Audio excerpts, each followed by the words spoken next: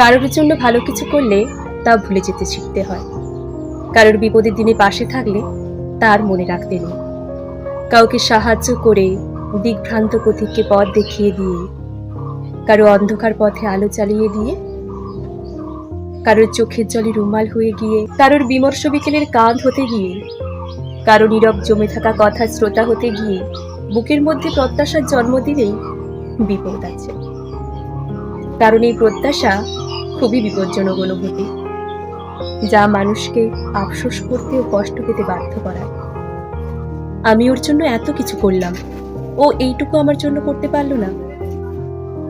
আমি ওকে এত ভালোবাসলাম, তার বদলে এটাই প্রাপ্য ছিল। এইসব অনুভূতিতে মানসিক কষ্ট আছে, যন্ত্রণা আছে, দূরত্ব আছে, ভাঙচুর আছে, তছনছ আছে।